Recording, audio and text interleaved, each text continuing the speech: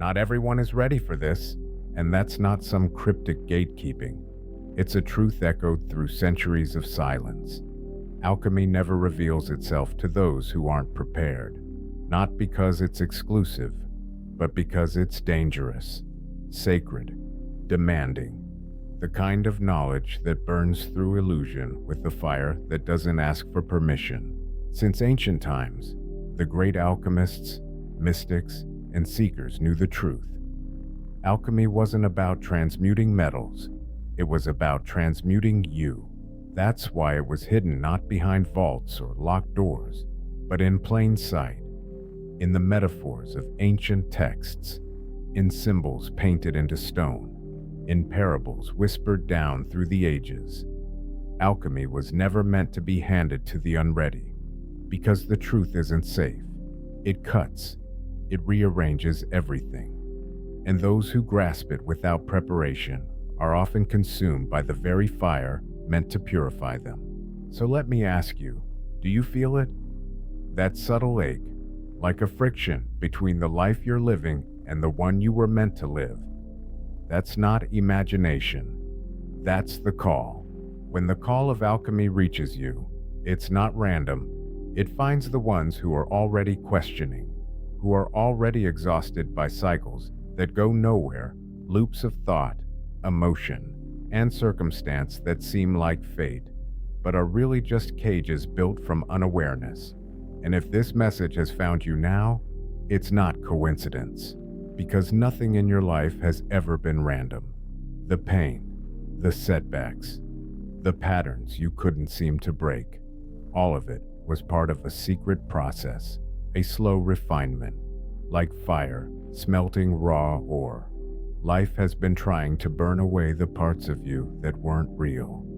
The pain wasn't punishment, it was preparation. And now we reach the threshold. Everything that follows from this moment will change how you see the world and yourself. But I must be clear, there's no going back from here. Once you see what lies beyond the veil, you can never again pretend it wasn't there. If you're still here, if you're still listening, then I believe you're ready. Because the journey doesn't begin with light, it begins with a death.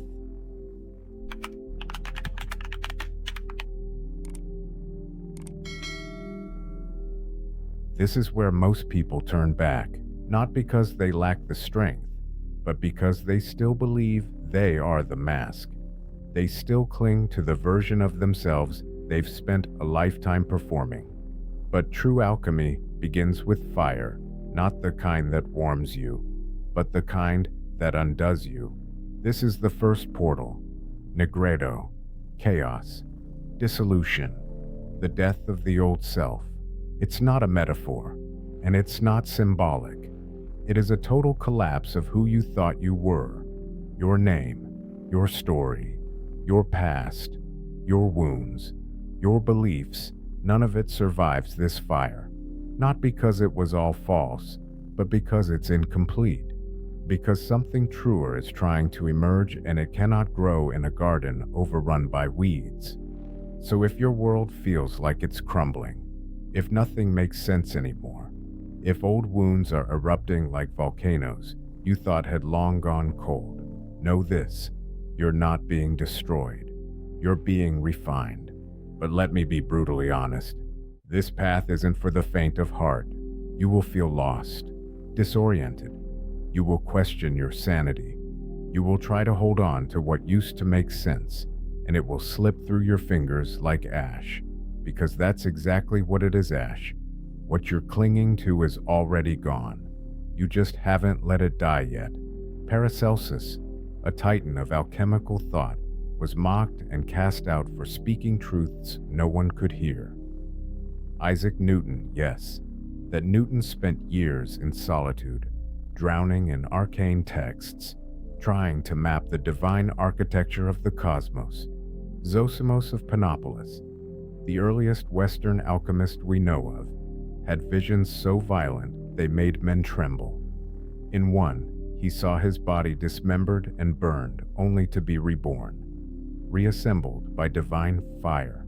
This isn't mythology, This is transformation. So ask yourself now, what are you still protecting? What part of your identity are you gripping with white knuckles, terrified of letting go? The title, the trauma, the illusion of control. Because everything must die before it can be reborn. You cannot carry old beliefs into new dimensions. You cannot hold on to your past and still step through this portal. You cannot fake surrender.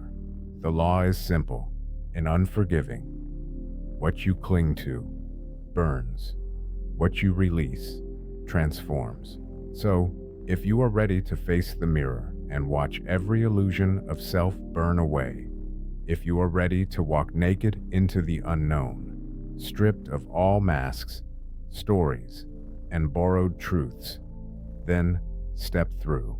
Because on the other side of this fire, there is silence, there is clarity, there is you, not the you that was constructed, but the you that was always there, buried beneath names, narratives, and noise. And you are closer to that self than you've ever been. But first, you must burn.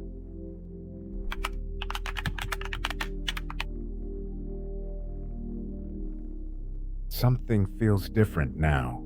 You're not who you were, but you're not quite sure who you've become. The noise is quieter. The distractions that used to grip you have lost their pull, and in their place is silence. But don't mistake this silence for emptiness. It's not a void, it's a doorway. This is the second portal, internal illumination. The ancient alchemists called it albedo, the whitening, the cleansing after the blackness of negredo, the purification of consciousness. Here, the fires of transformation have subsided, but the work has only begun. Because now, for the first time, there is nothing left to hide behind. No noise, no mask, no momentum to distract you. Just you naked before your own mind. And that, for many, is terrifying. We live in a world that taught us to look outward for truth. Books, teachers, religion, rules. You were trained to trust external authorities, to seek permission for your own knowing. But here, at this portal, none of that works anymore. Because now, the only voice that matters is the one within. Restas, true silence is not the absence of sound. It is the stillness beneath the noise. It is what remains when the chaos has burned itself out. Close your eyes, breathe. Do you feel it? That whirlwind inside thoughts, memories, judgments, voices. You were taught to believe those voices were you, but they're not. They are echoes, remnants of the old self, flickers of a mind that was trained to keep you distracted, obedient, small. And now, finally, you can watch them, not obey them, not argue with them. Just watch. This is the essence of purification, not perfection, not some sterile fantasy of peace, but awareness. Awareness that allows you to observe your thoughts without being inside them. Awareness that shows you are not your pain. You are not your fear. You are not your doubt. You are the witness. And as this awareness deepens, something profound begins to rise. A lightness, a quiet clarity, as if some invisible weight has finally lifted. This, too, is alchemy. Not the turning of metal, but the transmutation of identity. The shift from chaos to presence, from reactivity to observation. And this is not philosophy. This is a felt experience, something your body knows before your mind does. You begin to see how your entire life was shaped by what you identified with. Every emotion, every reaction, every limitation, all born from thoughts you never chose, from voices you didn't question, from beliefs passed down like viruses. But now you see, and once seen, it cannot be unseen. This portal does not ask you to silence your mind by force. It asks you to witness it with compassion, to sit in the storm and realize you are not the storm. You are the sky. So rest here, breathe here, observe here, because the more you observe, the more you dissolve. And from this silence, this sacred stillness, something begins to bloom. A light, not from outside, but from within. The beginning of a truth that is no longer borrowed, no longer memorized, but remembered. Are you ready for the next step? Because the third portal doesn't just change the self, it changes the world you see.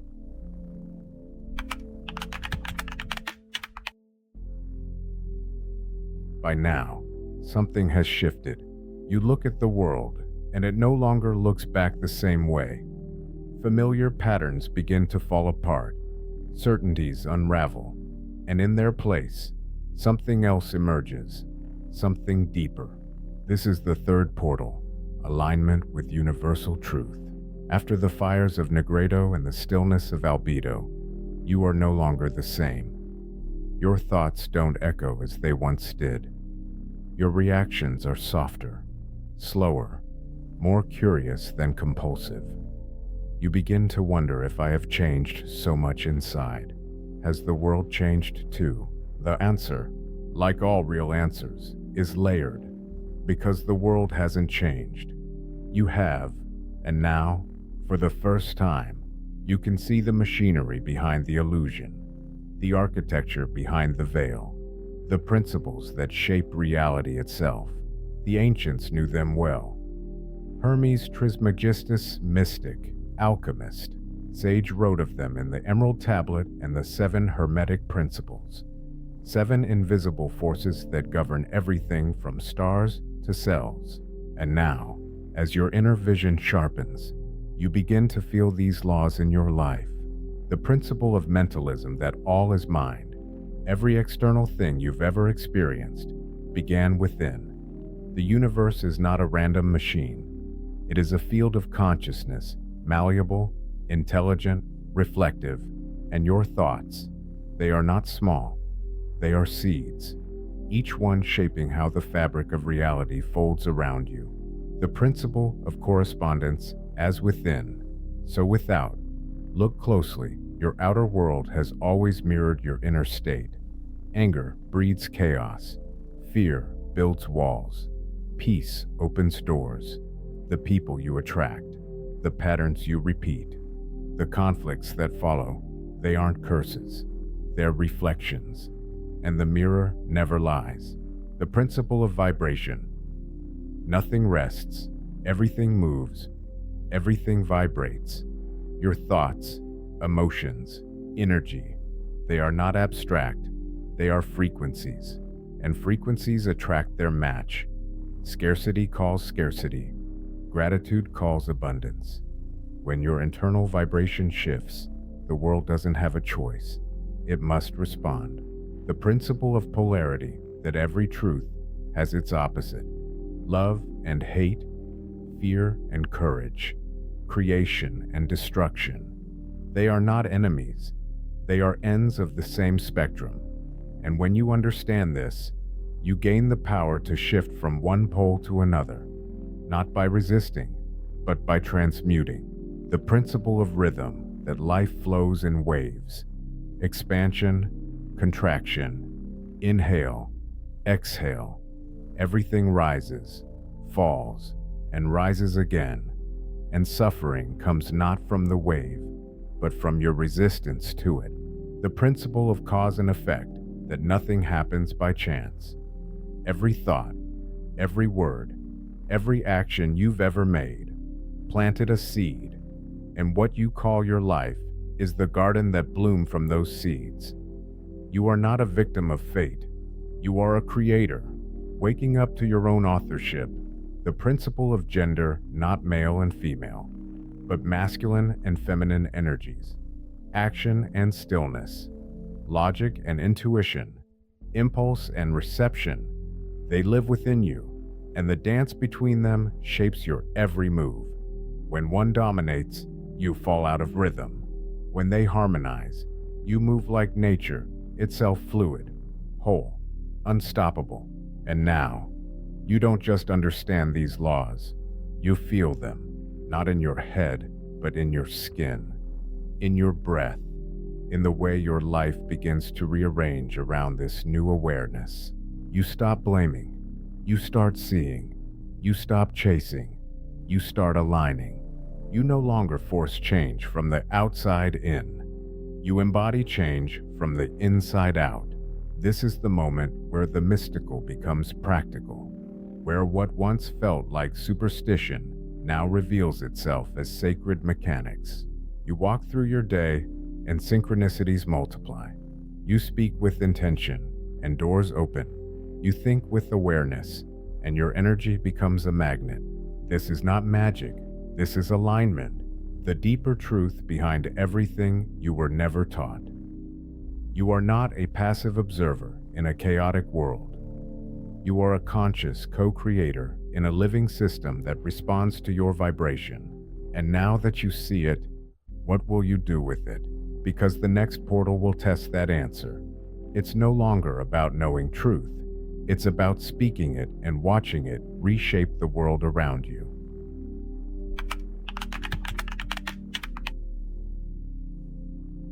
So far, you've passed through fire, silence, and awakening. You've shed your skin, met your shadow, and begun to align with universal law. But now comes the moment when your inner world begins speaking back to the outer one. The bridge between thought and manifestation. This is the fourth portal, the power of the word and the materialization of reality. Ancient Egypt called it Heka, the magic of the spoken word. To them, speech wasn't mere communication. It was creation. The gods themselves were said to speak reality into being.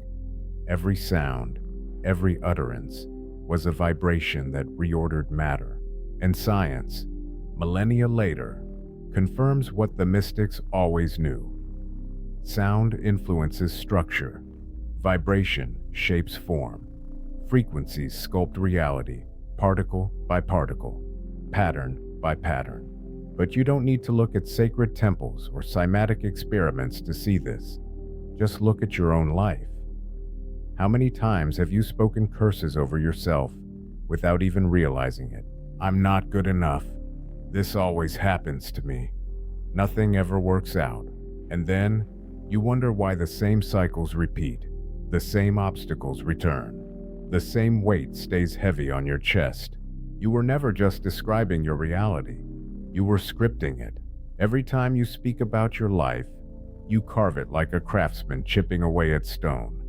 But are you shaping a masterpiece or building a prison? Let me tell you the story of Omar, a woodcarver in a forgotten village. He had skill, devotion, discipline. But each time he finished a piece, he whispered, "It's not good enough." And for years, nothing changed. His work went unnoticed, his days uncelebrated, until one day, a traveler passed through, watched him quietly, and said, "Your hands carve beauty, but your words break it." That night, Omar stayed awake, and the next morning, he looked at his newest creation and said aloud, "This is my best work yet." He didn't believe it at first, but he said it again, and again, and slowly, something shifted. His hands moved with more confidence. His work drew attention. Opportunities he had never imagined began to arrive. What changed? Not his tools, not his talent, his words. Because words are not empty, they are frequency. They are intention made audible. They are vibration, moving into form. You are doing it every day, whether you realize it or not. So now stop. Listen. What do you say about yourself when no one's around? What do you repeat in your mind when the world goes quiet? Because your words aren't just bouncing off walls. They're sculpting the path in front of you. And this isn't just about positive thinking. This is sacred technology. To speak is to summon. To name is to give form. And to believe what you speak is to breathe life into that form. So speak with reverence, not like someone hoping, but like someone remembering. Remembering that your voice is a wand, Your language is a spell. Your tongue is an instrument tuned to the frequency of your soul. When you say, I am, what follows is not just a phrase, it is a blueprint. So say it carefully. Say it consciously. Say it as if the universe is listening, because it is. And when you begin to speak from alignment, from clarity, from that deep inner knowing that you've earned through fire and silence, you'll start to notice something miraculous. Reality responds, not immediately, not always, obviously, but precisely. Life begins to echo your energy. Your word becomes law, not because you control the world, but because you've finally aligned with it. So ask yourself, what will you declare into being? Because the next portal won't just ask you to speak truth, it will ask you to live it.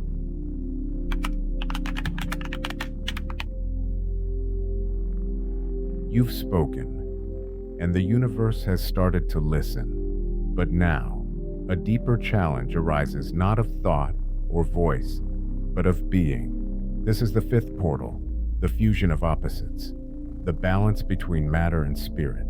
By now, you've probably noticed something. The further you travel, the more contradictions dissolve. Darkness doesn't feel like the enemy anymore. Stillness no longer feels like weakness, and suddenly you realize the truth was never found in the extremes, but in the union. True alchemy. Real transformation has never been about choosing one side over the other. It has always been about integration. This is where opposites meet light and shadow, flesh and soul, fire and water, masculine and feminine. The ancient mystics knew this well. They saw it in every ritual, every symbol, every cosmic rhythm. The divine wasn't a singular form, it was a fusion. In alchemical texts, this balance was often depicted as the rebase, being neither man nor woman, but both. Not fragmented, but whole. Not divided, but integrated. It wasn't just a symbol, it was an invitation. To stop running from the parts of yourself you were taught to hide, to welcome the contradictions, to meet yourself at the crossroads of all you've ever been and all you're becoming. But this isn't easy. You've been conditioned since birth to believe that strength means denying vulnerability, that logic and emotion can't sit at the same table, that to be spiritual, you must renounce the material, and that to be practical, you must abandon the mystical. All lies, all designed to split you in half. But now, you begin to remember. You remember that true power doesn't come from suppressing your nature. It comes from embracing all of it. You are the fire that forges steel, and the water that softens it. You are the sword, and the hand that knows when to set it down. You are structure and flow, precision and presence, and the world around you begins to mirror that harmony. You stop fighting your emotions and begin to listen to them. You stop overanalyzing and start trusting your intuition. You stop judging the parts of yourself that were too much or not enough and start seeing them for what they are, necessary ingredients in your alchemical becoming. This is not about becoming a new person, it's about becoming a complete one. The feminine within you, the part that receives, feels, intuits, surrenders. It was never your weakness. It was your compass. The masculine within you, the part that acts, creates, protects, decides. It was never a cage. It was your strength. When these forces move in harmony, your life flows. When they fight, you fracture. And now, as these energies begin to dance within you, something astonishing happens. You no longer feel the need to prove. You no longer need to compare, compete, or conform. You are not becoming better. You are becoming whole. And from that wholeness comes a serenity that nothing outside you can shake. So ask yourself, now can you love the parts of you that once terrified you? Can you embrace both your chaos and your order? Can you hold your pain without becoming it? Can you let your joy be sacred without fearing its loss? Because if the answer is yes, then you're ready for the next portal. One that doesn't just require your balance, but your recognition. Recognition of something that's been waiting within you all along. Something ancient, wise, and profoundly still.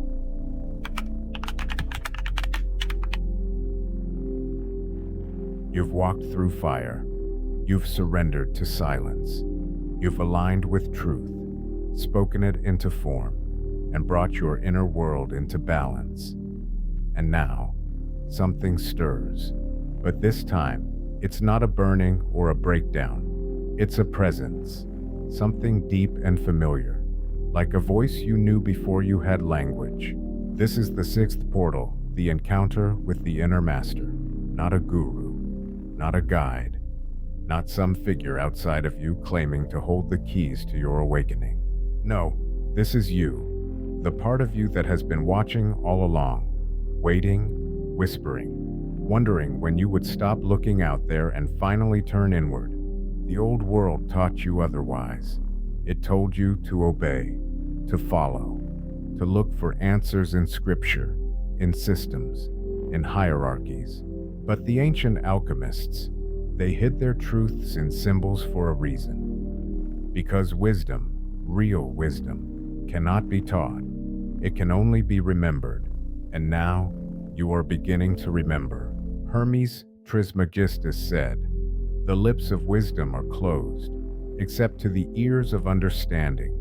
In other words, if you're not ready, you won't see it, even if it's right in front of you. But you are ready, because you've stopped searching for a savior. And in doing so, you've found the source. Think of the great ones: Jesus, Buddha, Lao Tzu, Socrates. They never asked to be worshipped.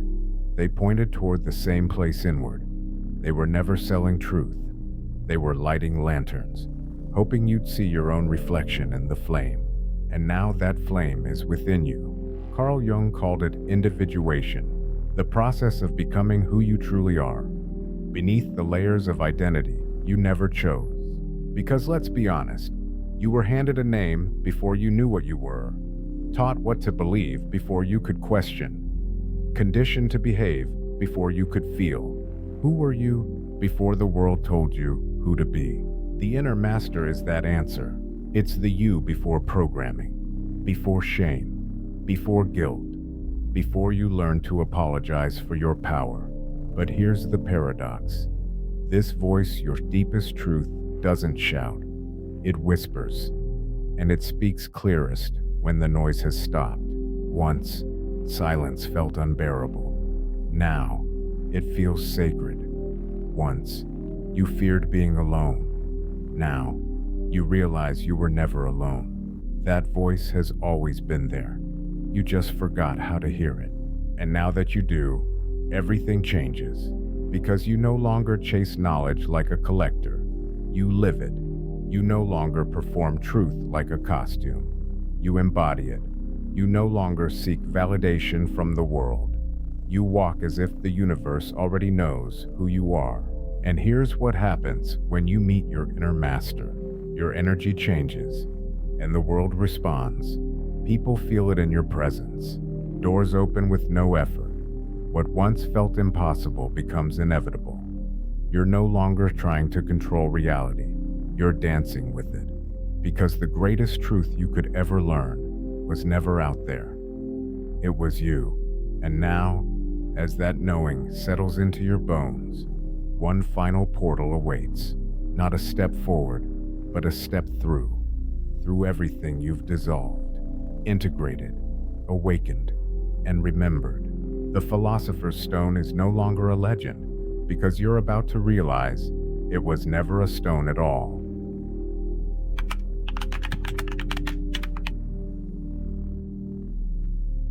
Here we are, at the edge of myth, at the end of seeking, at the final portal. This is the seventh and ultimate gate, the Philosopher's Stone and the final illumination.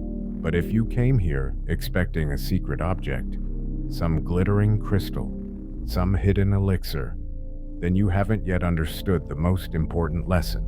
The stone was never a thing. It was a state of being, a state of awareness so luminous, so rooted, so complete that nothing can shake it. This is rubedo, the reddening, the final stage of the great work, where spirit and matter fuse, where light is not just seen, but embodied. You have become the alchemist, but more than that, you have become the work itself. And now, everything looks different, because you no longer wait for life to transform. You are the transformation. You don't force change, you radiate it. You don't chase signs, they appear effortlessly. You don't ask the universe for proof, you live as proof. Opportunities align, synchronicities multiply. Even your silence begins to speak louder than your words ever did. This isn't fantasy, it's the law of vibration in motion. You've moved through dissolution, purification, truth, creation, integration, and awakening.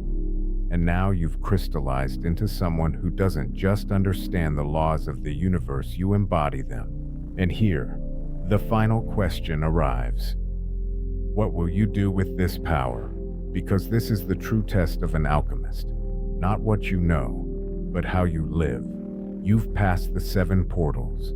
You've crossed the fire, walked through silence, dismantled illusion, and remembered yourself. But this journey, it doesn't end, because real alchemy is eternal. It doesn't happen once. It happens again, and again, and again. Every breath is another crucible. Every choice is another fire. Every moment is another chance to rise. Hermes Trismegistus said there is no final destination, and he was right. Enlightenment isn't a mountaintop. It's a rhythm, an expanding state. And the moment you think you've arrived is the moment you begin again. But this time, you won't walk blindly. You won't fall asleep, because you've seen behind the curtain. You've learned the final law. Anything that is not lived is lost. You can't shelf this wisdom like a book. You must become it, breathe it, walk it, not to teach others, not to preach, but because the light inside you can no longer be hidden. It spills from your eyes, it hums in your voice, it whispers through your choices, and those around you, they feel it. Some will draw near, some will drift away. That's not your concern, because a true alchemist does not seek applause. A true alchemist simply is. So now, what's next? How will you love differently, speak differently, create differently? How will you wield the truth that everything, yes, everything is energy, and you are a conscious conductor of it? Will you shrink back into old stories, or will you rise daily, gently, powerfully, into the one you were born to tell? There is no going back. You've seen too much, felt too deeply, remembered too clearly. So now the choice is yours. Will you live as the stone? Will you walk in the world as one who has transmuted lead into gold? Not just once, but forever. Because this is what it means to be awakened. To realize you were never waiting for a sign. You were always becoming one. So go. Live the great work. Be the light others feel, but cannot name. Be the flame that doesn't burn but ignites. Be the truth that needs no words, and the power that needs no title. And if you've made it this far, it wasn't by chance. It's because you were always meant to walk this path. The final portal is not ahead. It is under your feet. With every step you take forward, you create the next chapter of the great work. The alchemist is not a figure in a story. It's you and your next step. It isn't written. It's waiting to be lived.